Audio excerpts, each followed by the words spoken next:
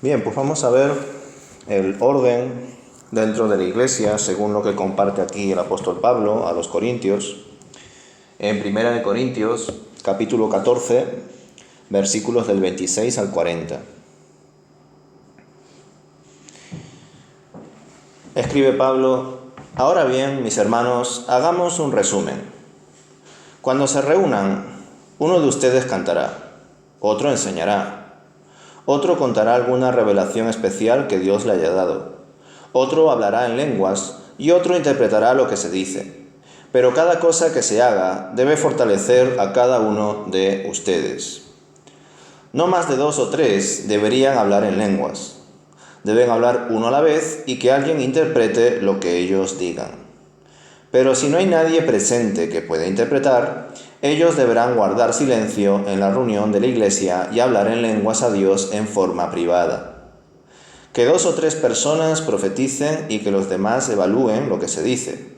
Pero si alguien está profetizando y otra persona recibe una revelación del Señor, el que está hablando debe callarse. De esa manera, todos los que profeticen tendrán su turno para hablar, uno después de otro, para que todos aprendan y sean alentados. Recuerden que la gente que profetiza está en control de su espíritu y puede turnarse con otros, pues Dios no es Dios de desorden, sino de paz, como en todas las reuniones del pueblo santo de Dios. Las mujeres deben guardar silencio durante las reuniones de la iglesia. No es apropiado que hablen. Deben ser sumisas, tal como dice la ley. Si tienen preguntas, que les pregunten a su marido en casa, porque no es apropiado que las mujeres hablen en las reuniones de la iglesia. ¿O acaso piensan, corintios, que la palabra de Dios se originó con ustedes? ¿Son ustedes los únicos a quienes fue entregada? Si alguien afirma ser profeta o piensa que es espiritual, debería reconocer que lo que digo es un mandato del Señor mismo. Pero si no lo reconoce, él tampoco será reconocido. Por lo tanto, mis amados hermanos, con todo corazón deseen profetizar y no prohíban que se hable en lenguas. Pero asegúrense de que todo se haga de forma apropiada y con orden. Pues hasta aquí, 1 Corintios 14. Antes de empezar como tal, os quiero marcar 3 posturas, 3 acercamientos a este texto. Por un lado están los pastores, teólogos, cristianos, que cuando se acercan a este texto entienden que este texto es palabra de Dios, que tiene autoridad y que no solamente era para esa iglesia y para ese tiempo, sino que también se debe de aplicar de la misma forma para el aquí y el ahora, para toda iglesia de hoy en día, y hacerlo tal y como el Señor lo está revelando. El otro extremo es pues aquellas personas, teólogos, pastores, cristianos, que cuando leen y estudian y predican este texto, les chirría tanto la forma en la cual aquí el apóstol Pablo se está refiriendo especialmente a las mujeres, que consideran que este texto es un texto donde el apóstol Pablo está hablando desde su criterio, que él en este momento no está siendo guiado por el Señor, no está siendo inspirado por Dios, y por tanto lo que expone aquí es su opinión. Aquellos que piensan esto, que creedme que hay varios, pues incluso llegan a tildar al apóstol Pablo pues de misógino, de machista, de retrógrado, pues estas palabras que hoy en día escuchamos mucho, ¿verdad? Sin embargo, el propio texto nos enseña, el mismo Pablo así lo escribe, que esto es palabra del Señor, que Dios se lo ha mostrado a él mismo, ¿verdad? Dice, si alguien afirma ser profeta o piensa que es espiritual, debería reconocer que lo que digo es un mandato del Señor mismo. Pero si no lo reconoce, él tampoco será reconocido. Dando a entender un poco esa idea también que Jesús comentó en los evangelios, ¿verdad? Todo aquel que niegue a mi Padre o a mí, yo lo negaré también en el día postrero delante del Señor. Pues un poco es esa idea, ¿no? Aquel que no reconoce que esto es palabra de Dios, también será una persona que en el día postrero no será reconocido por Dios. Por tanto, yo esta segunda forma de acercarse al texto la descarto totalmente. Pero, pues bueno, como digo, hay hoy en día cristianos, pastores, que piensan así, que la Biblia no es palabra de Dios, sino que contiene la palabra de Dios y que por tanto hay que descubrir qué es palabra de Dios dentro de la Biblia y qué no lo es, que solamente son opiniones, ideas personales, costumbres de aquel tiempo y no tanto asuntos que el Señor haya inspirado y que sean relevantes para el día de hoy.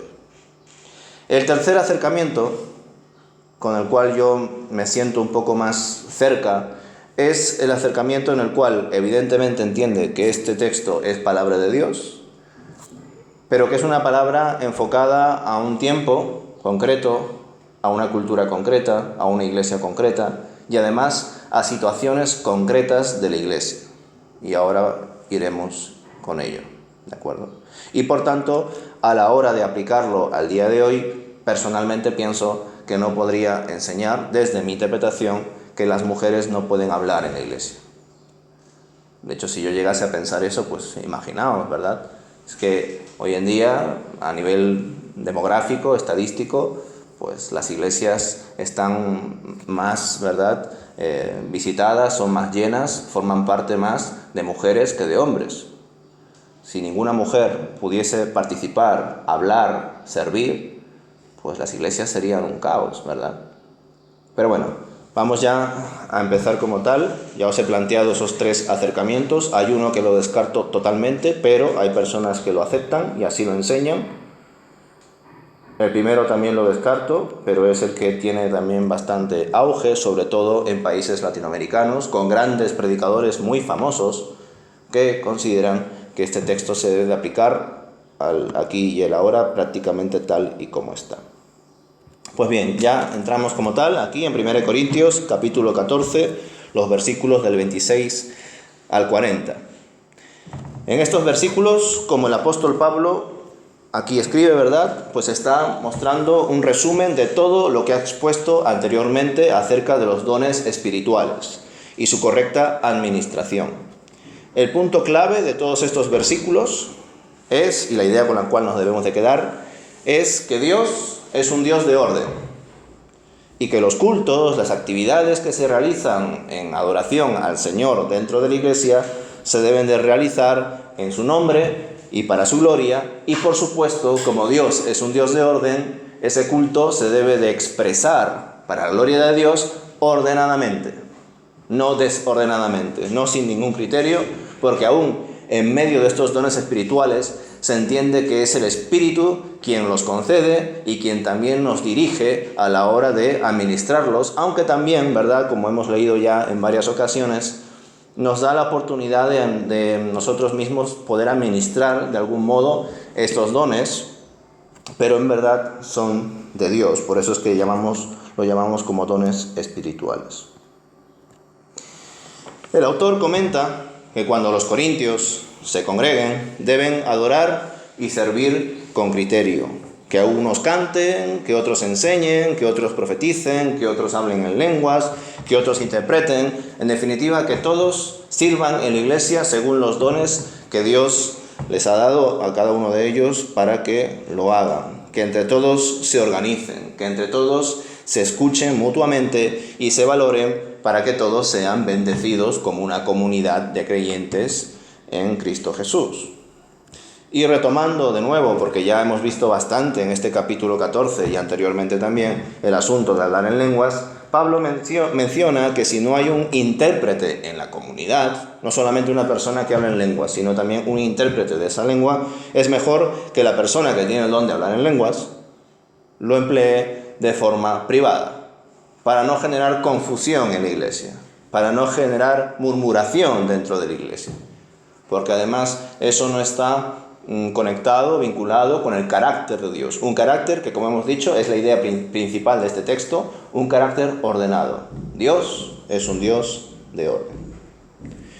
Y cuando varios estén profetizando, que también es otro asunto que hemos tratado varias veces, el don de la profecía, es mejor limitar esas intervenciones a muy pocas personas, y si durante la exposición otra persona recibe revelación, que se le ceda la palabra a esa persona, pues entiende que Dios lo ha movido para ello. Y todos deben edificarse mutuamente. Esto es interesante, ¿verdad?, como lo expresa Pablo, porque nosotros diríamos por sentido común, a ver, si entendemos que el don de profecía existe, que Dios lo concede, y en ese momento hay una persona que está compartiendo ese mensaje de revelación, ¿por qué interrumpir su mensaje solo porque una persona sienta, entienda, que está recibiendo también revelación de Dios? ¿Por qué no dejar que esa persona que está en plena exposición del mensaje lo termine y luego la otra persona hable? Por sentido común nos sonaría un poco raro. Pues precisamente ese punto, ese énfasis es vital para nosotros porque nos muestra que es Dios quien dirige el culto, que es Dios quien dirige los dones. Y si verdaderamente Dios ha escogido a una persona para que profetice y mientras está profetizando ha escogido a otra para que se sume a esa revelación, así debe ser. Es Dios quien está coordinando los corazones, las mentes, a las personas dentro de ese culto de adoración. Y por tanto es Dios quien marca el orden del día, por decirlo así, ¿verdad? La estructura del culto. Eso también es una crítica que veremos al final, porque sí, aquí vamos a estar enfatizando cada 2 por 3 que debemos de bendecirnos mutuamente y que Dios es un Dios de orden. Pero ¿qué sucede? Que hoy en día hay varias iglesias que se han ido al otro extremo. Como Dios es un Dios de orden, siempre vamos a tener una estructura de culto. Y en esa estructura de culto nunca puede caber una variación distinta a la que siempre se hace, ¿verdad? Es decir, si siempre un hermano ora, un hermano tiene que orar. No pueden orar 2 o 3, no, solamente ora un hermano. Si en la iglesia solamente se cantan, 7 canciones, siempre se cantan 7 canciones. Si un día se canta 5 o 9, está mal. Si el pastor predica 45 minutos, siempre debe de predicar 45 minutos. Si predica 20 o 1 hora y cuarto, está mal. Etcétera, etcétera, etcétera. Hay iglesias que son así, que tienen ya un orden tan establecido que algunos incluso dicen que ese culto está tan organizado humanamente hablando que no dan cabida al espíritu en medio de ese culto. Y en parte puede ser verdad, porque como digo, es el otro extremo. Organizar todo tanto, apretar tanto la agenda, que en esa agenda cabe todo menos Dios. Y es irónico, pero a veces eso sucede en la iglesia. Y dicho todo esto, aquí vienen ya los versículos probablemente más polémicos de esta sección, al menos para analizarlo desde la mentalidad de nuestro tiempo. Los versículos 34 y 35 de 1 Corintios 14. Las mujeres deben guardar silencio durante las reuniones de la iglesia. No es apropiado que hablen. Deben ser sumisas, tal como dice la ley. Si tienen preguntas, que le pregunten a su marido en casa, porque no es apropiado que las mujeres hablen en las reuniones de la iglesia. Esto es lo que dice el versículo 34 y 35 de 1 Corintios 14.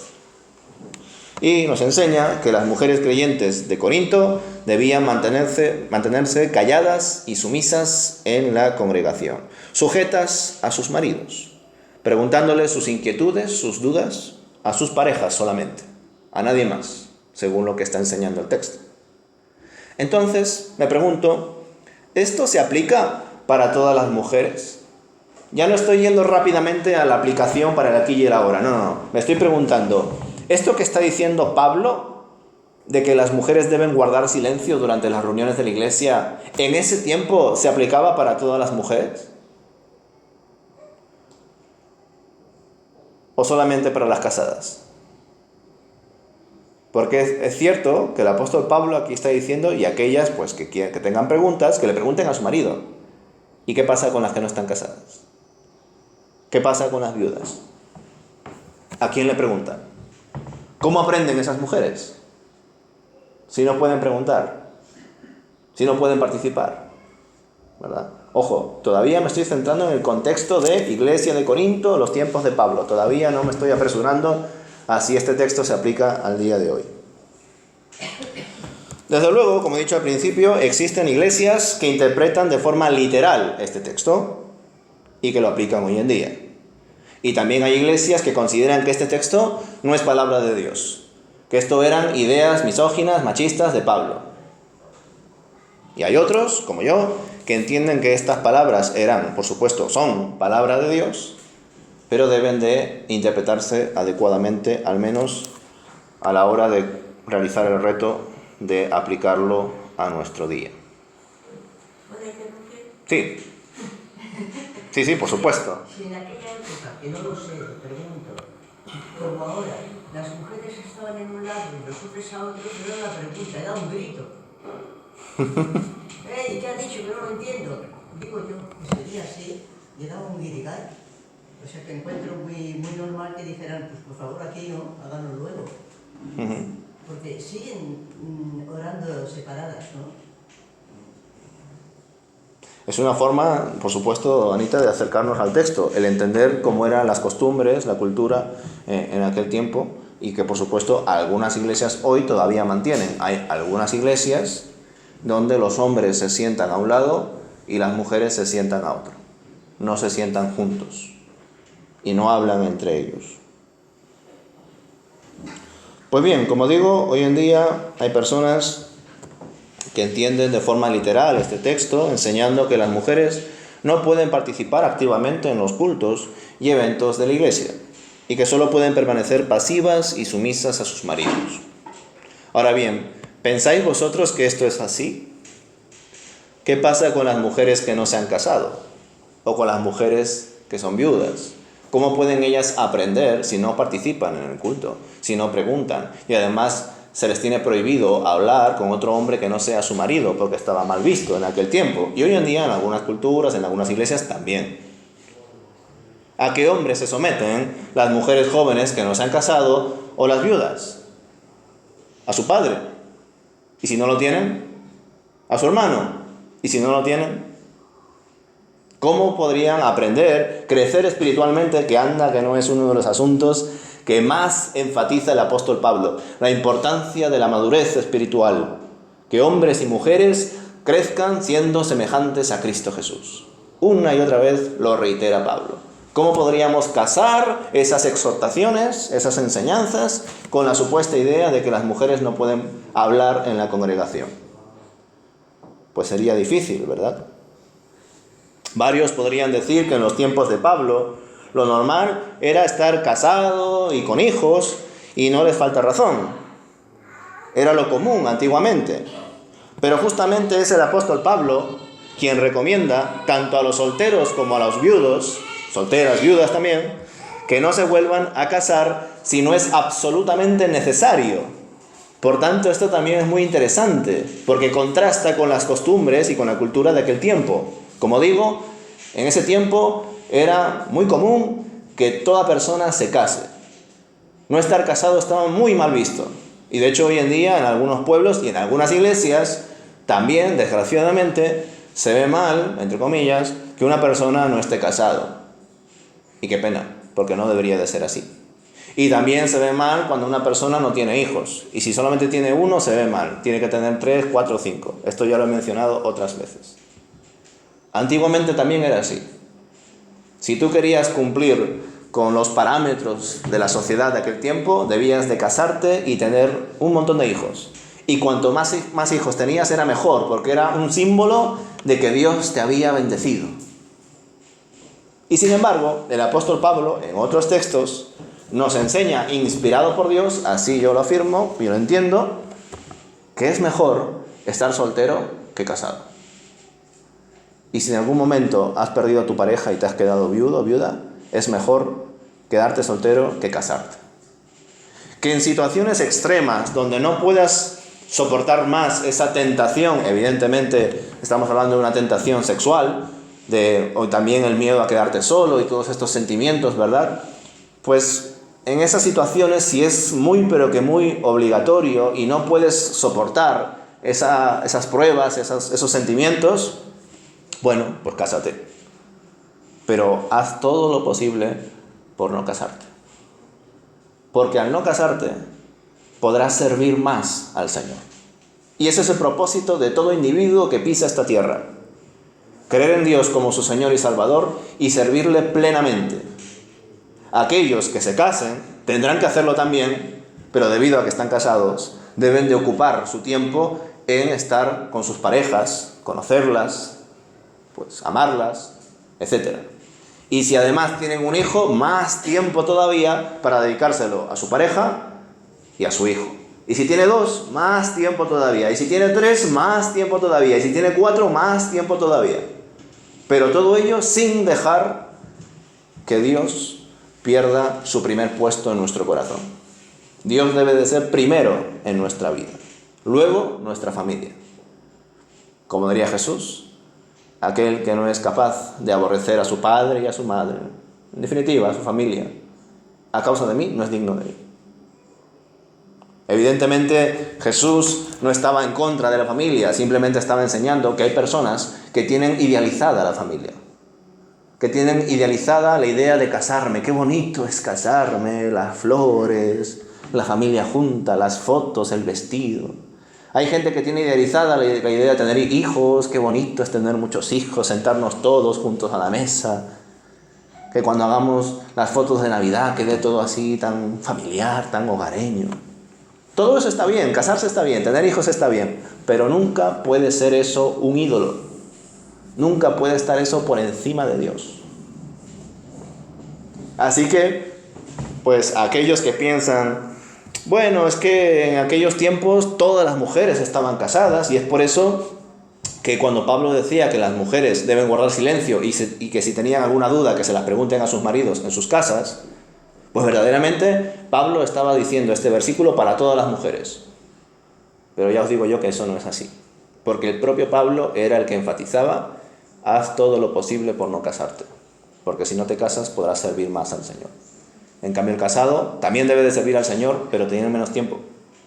Y el que tiene más hijos, pues más todavía, ¿verdad?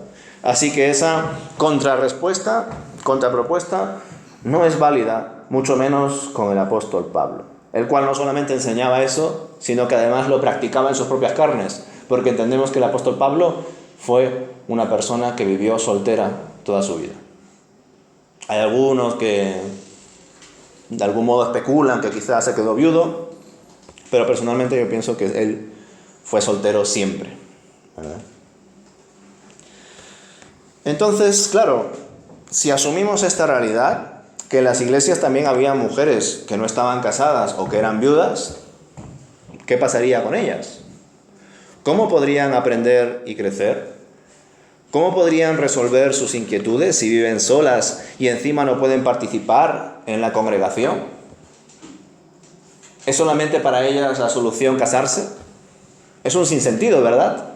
No tiene para nada propósito el entender eso así. Porque como digo, el apóstol Pablo enseñó que es mejor no casarse. Cierto es que Pablo afirma en el versículo 34 que las mujeres deben permanecer sumisas, tal y como dice la ley. Y este versículo a varios les ha traído dolores de cabeza. Porque ¿a qué ley se está refiriendo Pablo? No lo dice. ¿A la Torá? ¿Acaso la ley tiene ese peso por encima de la gracia de Dios? ¿Acaso no ha quedado claro que en Cristo se ha cumplido la ley? Varón y hembra son juntos en Él, como esclavo y amo, como griego y gentil. Quizás se refería Pablo a una ley de la propia ciudad de Corinto, quizá incluso a una ley establecida para el contexto marital, es decir, para el marido y la mujer. ¿Está haciendo referencia a esa ley solamente a lo de estar sujeta o sumisa o también a lo de permanecer callada y en silencio? Porque eso también es una pregunta de sintaxis. Porque primero dice, debe guardar silencio durante las reuniones de la iglesia, no es apropiado que hablen, deben ser sumisas, tal como dice la ley. ¿Esa expresión tal como dice la ley hace referencia solamente a lo de sumisas o también a lo de permanecer calladas? ¿O a las dos cosas? Sería muy curioso que exista una ley dentro de la iglesia de Corinto o en la ciudad o para las casadas, donde diga, las mujeres tienen que callarse.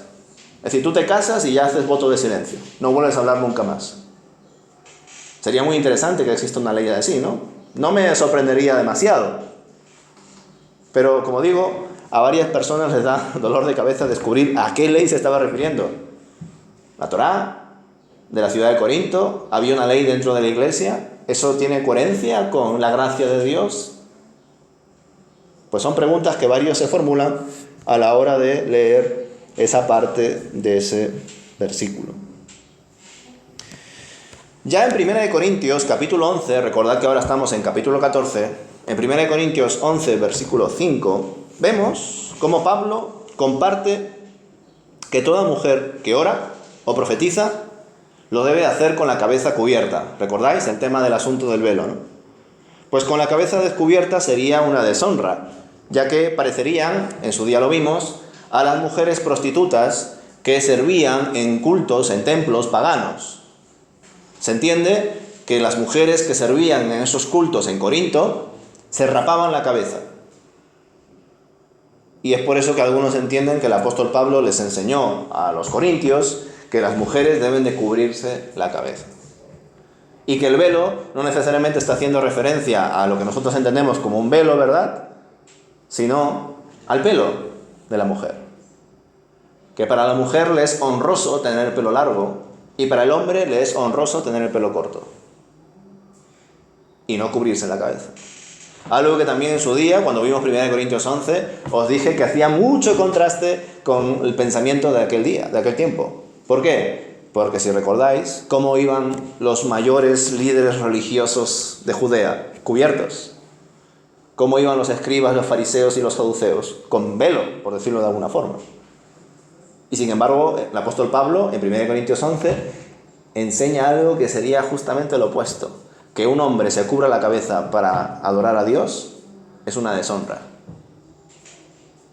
¿Verdad? Eso lo vimos allí. Y 1 Corintios 11, versículo 5, como digo, es un texto que nos enseña que las mujeres pueden expresarse. Eso lo dice. Que cuando la mujer ora o profetice, lo debe hacer con la cabeza cubierta. Pero lo puede hacer, según el versículo. Y además entendemos que está hablando en un contexto pues de iglesia, ¿no? Entonces llama la atención, si verdaderamente interpretamos de forma así literal lo de que la mujer debe de callarse, que no puede participar, que debe de estar sometida a su marido y todas estas cosas, ¿por qué 1 Corintios 11 dice que una mujer cuando ore y profetice debe de cubrirse? No está diciendo que cuando una mujer sienta que vaya a orar y profetizar, debe de cubrirse y callarse. No está diciendo eso el texto. Dice que sí, que puede orar y profetizar, pero que lo haga con la cabeza cubierta. Entonces, si verdaderamente interpretamos 1 Corintios 14 así literal, Pablo se estaría contradiciendo. Y Pablo no se puede contradecir. ¿Verdad? Por tanto, podríamos quizá concluir que 1 Corintios 14 está haciendo referencia de forma especial a las mujeres casadas, no a las mujeres en general. Por tanto, la idea de aplicar este texto a las mujeres hoy ya ha quedado revocada. Pero vamos a seguir con ello. ¿Por qué remarca Pablo este asunto de que las mujeres se deben de callar en medio de esta sección donde se está tratando el orden de la iglesia? ¿Es posible que a los oídos de Pablo haya llegado la noticia de que las mujeres casadas de Corinto eran unas chismosas? ¿Eran impacientes, mal habladas o algo por el estilo? ¿Es posible que incluso el apóstol esté haciendo referencia a alguna ley establecida para las mujeres casadas y el orden dentro de la iglesia, porque precisamente ha escuchado eso, que las mujeres están malmetiendo en medio de la congregación? Puede ser, no sería la primera vez. Ya lo hemos visto con otras cartas, que da esa sensación de que el apóstol Pablo había escuchado de los desórdenes, de las críticas que habían ocurrido en medio de la comunidad, y por eso escribía en sus cartas también este asunto de que las mujeres se deben de someter. Es posible, por tanto. De hecho, el apóstol Pablo escribió aquí, al principio, 1 Corintios 1, que gracias a la familia de Cloé, él se enteró de las divisiones de esta iglesia. que unos están a favor de Pablo, otros a favor de Apolos, otros a favor de Cefas y otros a favor de Cristo, ¿recordáis? Y se entiende que Cloé era una mujer. Interesante, ¿verdad? Gracias a una mujer, Pablo se enteró de cómo estaba de regular esta iglesia de Corinto. Gracias a, pues seguramente las familiares, o lo que sea, los familiares de esta mujer, ¿verdad? Como he dicho antes, estos dos versículos son evidentemente polémicos para varios teólogos y por supuesto varios lo entienden y lo aplican de forma literal, incluso en este tiempo, descartando que sea un asunto cultural o de aquel tiempo y contexto. Personalmente me cuesta pensar que el contenido de estos versículos sea normativo, que se deba de aplicar hoy en día, que la mujer no pueda participar de las actividades de la iglesia, pues eso no puede enriquecer a la propia iglesia.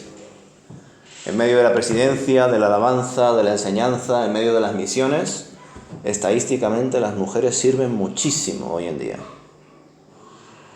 Y malinterpretar este texto para decir que las mujeres no pueden tener autoridad sobre los hombres, que la mujer no puede enseñar en medio de la iglesia, que la mujer no puede hablar en medio de la iglesia, que no puede, tener ningún protagonismo porque debe de estar sumisa frente a sus hombres, me parece no solamente un despropósito, sino una descontextualización y una mala interpretación del texto. ¿Qué sería de nosotros ahora si las mujeres de nuestra iglesia no podrían hablar?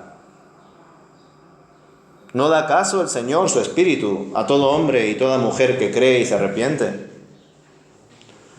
¿Acaso la profecía de Joel no nos enseña que el Señor derramará su espíritu sobre toda carne?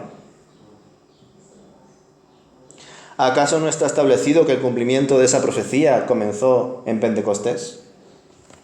Leamos, ¿verdad?, ese texto, Hechos 2, capítulo 2. Hechos 2, versículo 17 al 21, perdón. Hechos, capítulo 2, versículos del 17 al 21.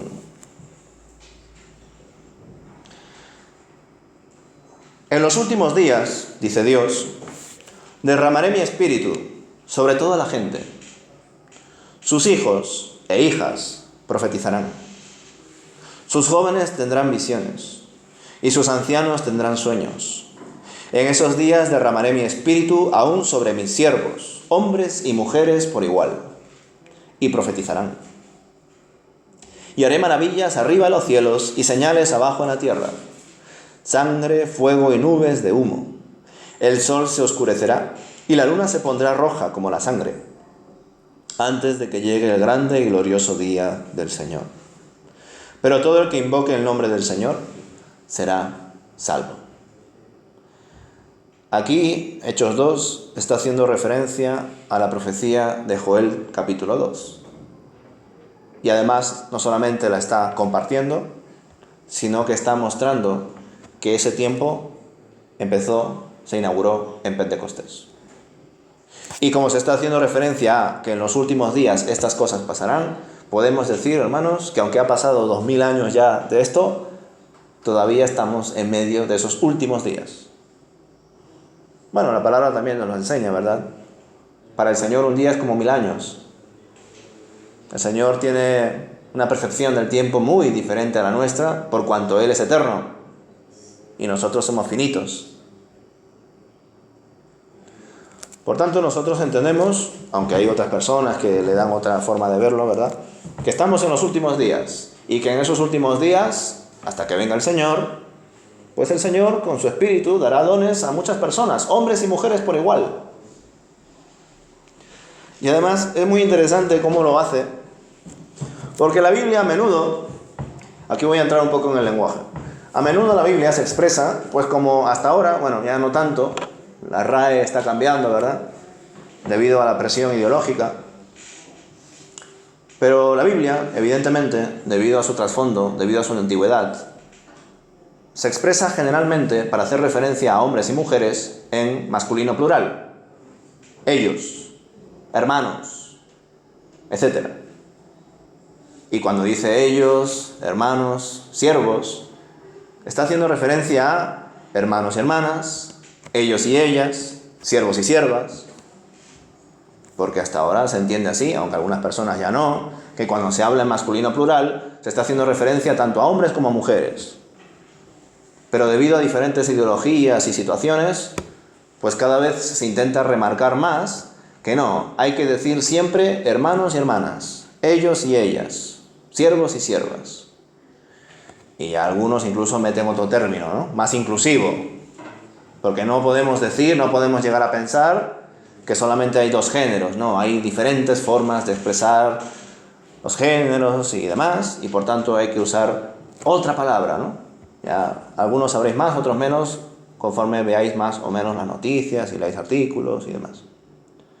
Pues es interesante, porque cuando leemos esta profecía, que como digo tiene un cumplimiento muy amplio, que han pasado 2000 años y todavía no viene el Señor, pero es cierto que tanto los evangelios como las cartas del apóstol Pablo y otros escritos nos enseñan que el Señor puede venir en cualquier momento. De hecho, el apóstol Pablo da esa sensación a la hora de escribir, que el Señor puede venir en cualquier momento y por tanto debo de predicar el evangelio a todos aquellos que el Señor me permita, porque el Señor puede venir en cualquier momento. Como ladrón por la noche puede venir el Señor. Por tanto, cada día es importante para que yo predique el evangelio y para que viva la fe. Pero es cierto que han pasado 2000 años. Pero es posible que venga mañana el Señor. O no, o quizá venga por el año 3000. No lo sabemos. Y no importa. Ya sea que vivamos o muramos, con el Señor estaremos. Así que eso es lo de menos. Y es interesante, hermanos, que aquí, esta profecía habla en ese supuesto idioma inclusivo. Dice 2 veces, hijos e hijas, siervos y siervas. Es muy interesante, porque como digo, generalmente la Biblia, cuando hace referencia a hombres y mujeres, pues solamente usa el masculino plural. Dice ellos, dice hermanos, dice siervos, enviados, etc. Habla en masculino plural. Pero aquí, curiosamente, en esta profecía de Hechos 2, que hace referencia a la profecía de Joel, capítulo 2, el texto dice 2 veces, sin necesidad, porque en aquel tiempo no había esos problemas que hoy en día existen, dice el texto, hijos e hijas, siervos y siervas. Dando a entender que el Señor usará como Él quiere, porque Él es quien gobierna, Él es el soberano, el Rey de reyes, Señor de señores. Él usará a los hombres y a las mujeres, a los ancianos y a los jóvenes, a todo el mundo, extranjeros, judíos, gentiles, lo que sea, para su gloria, para su reino, sin hacer acepción de personas. Pues hermanos, ciertamente se debe mantener un orden en medio de nuestro culto a Dios. Nadie debe imponerse por encima de nadie.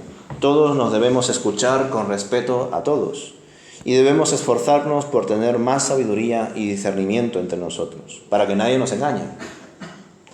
Pero también es cierto que podemos irnos al otro extremo, como dije al principio, en ordenar excesivamente nuestros cultos, en que debido a que tenemos un tiempo tan limitado, la predicación no puede pasar este tiempo. Las alabanzas siempre tienen que ser 8 alabanzas, por poner un ejemplo. Las oraciones siempre deben de ser solamente una al principio y otra al final.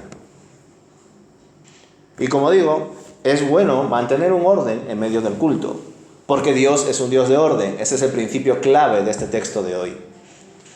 Pero a veces nos hemos ido al otro extremo, por intentar separarnos de supuestas iglesias donde hay tantos carismas, hay tantos dones y hay tantas cosas que para muchos sería un caos estos cultos.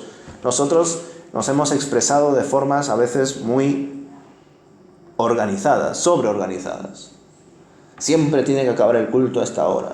El pastor siempre tiene que predicar este tiempo. La alabanza siempre tiene que tener estas canciones. La oración siempre debe de ser de esta manera, etcétera, etcétera, etcétera. Hemos categorizado demasiado nuestro culto y, como dije antes, esta agenda está tan apretada a veces que Dios no está ahí.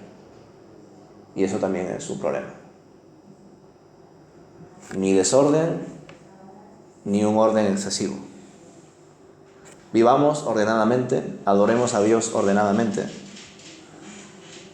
dejando que sea el Señor quien guíe el culto. Porque este culto es para Él, no es para nosotros. Aunque a veces seamos propensos a creer que es para nosotros.